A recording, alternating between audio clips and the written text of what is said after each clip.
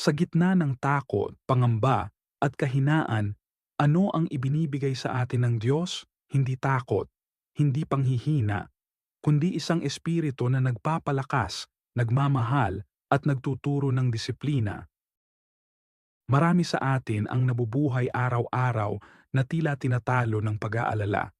Pero may mensahe si Apostol Pablo na dapat nating panghawakan, hindi tayo binigyan ng espiritu ng kahinaan, kundi ng kapangyarihan, pag-ibig, at pagpipigil sa sarili. Ngayong araw, tunghayan natin ang kahulugan ng talatang ito at paano natin mararanasan ang tunay na lakas mula sa Diyos. Sapagkat ang espiritong ibinigay sa atin ng Diyos ay hindi espiritu ng kahinaan, kundi ng kapangyarihan, pag-ibig, at pagpipigil sa sarili. Hindi kalooban ng Diyos na tayo ay manatili sa takot. Sa katunayan, ang takot ay madalas nagmumula sa kawalan ng pananampalataya at pagtitiwala sa Kanya. Sa sulat ni Apostol Pablo kay Timoteo, binigyang linaw niya na ang espiritong ibinigay sa atin ng Panginoon ay hindi espiritu ng kahinaan. Sa halip, ito ay espiritu ng kapangyarihan, pag-ibig at pagpipigil sa sarili. Napakahalagang paalala ito lalo na sa panahon ng pagsubok. Kapag tayo'y humaharap sa problema, sa kalungkutan, sa sakit, sa pagkalugi, o sa pangungulila, madali tayong lamunin ng takot. Pero sinasabi ng talatang ito na sa halip na matakot, alalahanin nating ang Diyos ay naglalagay ng tapang sa ating puso. Hindi galing sa Kanya ang panghihina ng loob, galing sa Kanya ang lakas ng loob. Ang kapangyarihang ito ay hindi gaya ng makikita sa mundo. Hindi ito pagyayabang o paghihigante. Ito ay kapangyarihang galing sa Diyos. Isang uri ng lakas na nagbibigay kapangyarihan upang magmahal, magpatawad at manindigan sa katotohanan kahit mahirap. Kasama ng kapangyarihan ay ang pag-ibig. Kapag ang Espiritu Santo ay nasa atin, napapalitan ng pag-ibig ang galit, ng malasakit ang pagiging makasarili, at ng kapayapaan ang kaguluhan. Ang pag-ibig ng Diyos ay hindi batay sa pakiramdam lang, kundi sa desisyon na magmahal gaya ng pagmamahal niya, buo, tapat, at walang hinihintay na kapalit, at hindi natatapos sa kapangyarihan at pag-ibig. Ibinibigay din sa atin ang pagpipigil sa sarili. Ito ang disiplina upang tumanggi sa tukso, upang umiwas sa maling landas, at upang manatiling tapat sa Panginoon kahit sa gitna ng mga pagsubok. Sa pamamagitan ng pagpipigil sa sarili, pinapalakas tayo ng Diyos laban sa kahinaan ng laman. Kaya't kung ikaw ay nanghihina ngayon, alalahanin mo ito. Ang Diyos ay nagbigay sa iyo ng espiritu ng lakas, hindi takot. Nagbigay siya ng puso na marunong magmahal, hindi manakit. At nagbigay siya ng disiplina, hindi upang ikaw ay masakal, kundi upang maging tunay kang malaya. Ang tunay na lakas ay hindi makikita sa sigaw o tapang ng katawan. Ito ay nasa tahimik, ngunit matatag na paninindigan sa pananampalataya. Kapag nararamdaman mong wala kang lakas, manalangin ka. Sapagkat ang kapangyarihan ng Diyos ay higit pa sa sapat para sa iyong kahinaan. Huwag kang matakot o panghinaan ng loob, sapagkat ako, ang Panginoon mong Diyos, ay kasama mo saan ka man magpunta. Sa bawat hakbang ng buhay, may mga sandaling tila ayaw na nating magpatuloy. Kapag sunod-sunod ang problema, kapag tila wala ng direksyon ng lahat, at kapag nag-iisa ka sa laban, madaling panghinaan ng loob. Ngunit sa mga sandaling iyon, ibinubulong sa atin ng Diyos ang kanyang salita. Huwag kang matakot.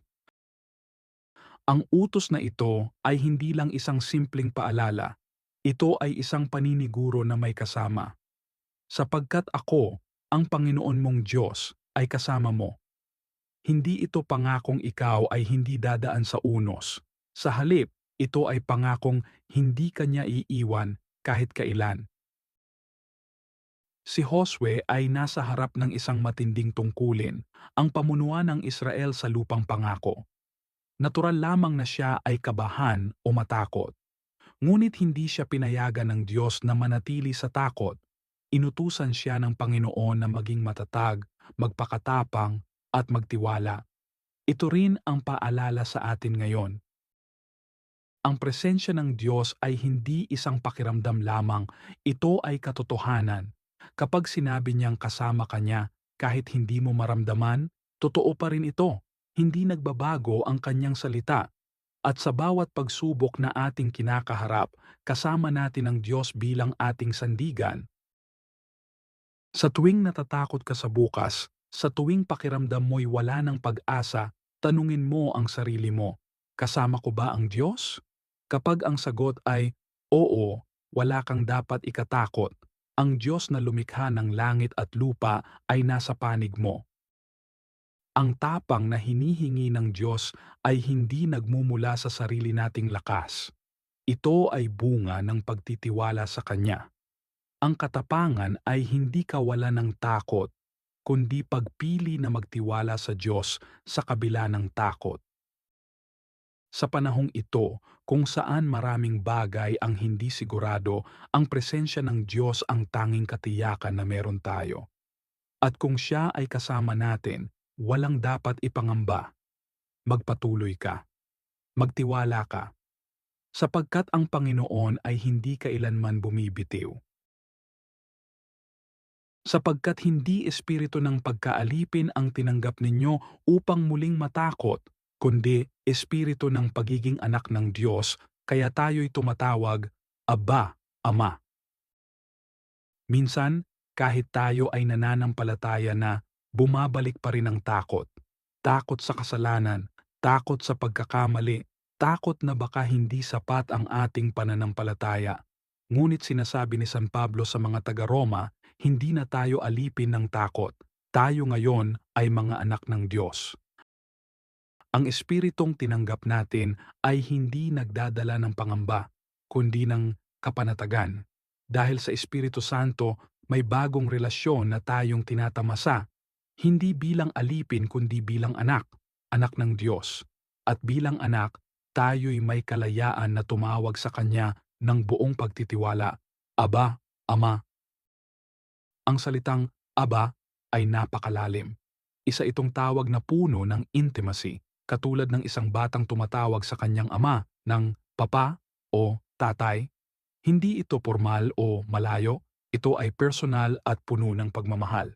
Sa gitna ng lahat ng takot natin sa mundo, tinuturuan tayong tumakbo palapit sa Diyos, hindi palayo. Kapag alam mong ikaw ay anak, hindi mo kailangang mamuhay sa takot. Ang isang ama ay nagpoprotekta, nagpapatawad, at nagbibigay ng lahat ng kailangan ng kanyang anak. Ganoon din ang Diyos sa atin, kaya't sa tuwing nakakaramdam ka ng kahinaan, ipaalala mo sa iyong puso, ako ay anak ng Diyos, at siya ay tapat. Mula sa pagkaalipin ng kasalanan at takot, dinala tayo ng Diyos sa kalayaan. Ang Espiritu ng Diyos ang nagpatotoo sa ating puso na tayo ay pagmamay-ari niya. At dahil dito, may kapanatagan tayong harapin ang bukas, sapagkat hindi na tayo nag-iisa at hindi na tayo alipin ng takot. Ang pagiging anak ng Diyos ay hindi lamang karapatan, ito rin ay isang paanyaya. Paanyayang mamuhay ng may tapang, pagmamahal at tiwala sa Ama. Anuman ang iyong pinagdadaanan, tandaan mo, may Ama kang tapat at hindi kanyang kalooban na ikaw ay mabuhay sa takot. Kaya sa oras ng pangamba, huwag tumalikod. Sa halip, yumuko at manalangin. At buong lakas na sabihin, Aba, Ama, ikaw ang aking sandigan. Sa lahat ng ating pinagdaanang talata, iisa ang malinaw na mensahe ng Diyos. Hindi tayo tinawag upang mabuhay sa takot. Sa halip, tayo ay binigyan ng bagong espiritu, isang espiritu ng kapangyarihan, ng pag-ibig, ng pagpipigil sa sarili, at higit sa lahat, ng katiyakan na tayo'y kanyang mga anak. Sa ikalawang Timoteo, unang pahina, Ikapito, pinaalalahanan tayong huwag hayaan ang kahinaan ang mamuno sa ating puso. Sa halip, damhin natin ang lakas na ibinubuhos ng Diyos sa bawat panalangin, sa bawat pagsubok, at sa bawat araw na pinipili nating lumapit sa Kanya. Nangako ang Diyos sa Josue 1. Siyam na siya ay kasama natin saan man tayo magpunta. Ang pangakong ito ay hindi limitado sa isang lugar, panahon, o kalagayan. Kahit ikaw ay nasa gitna ng kaguluhan, kahit nasa ilalim ka ng pagsubok, o kahit tila wala ng daan pasulong, ang presensya ng Diyos ang patuloy na nagpapalakas sa atin. Ang tapang ay hindi kawalan ng takot. Ito ay ang pananampalatayang pumipili sa Diyos sa gitna ng takot. Ang pangakong ito ay sapat na upang ituloy ang laban, upang bumangon muli, at upang manatili sa pananalig. At sa Roma 8:15, pinalaya tayo mula sa tanikala ng takot at dinala sa isang bago at mas malalim na relasyon sa Diyos bilang kanyang mga anak. Hindi ka na isang alipin ng iyong nakaraan, ng iyong kasalanan, o ng iyong mga kahinaan.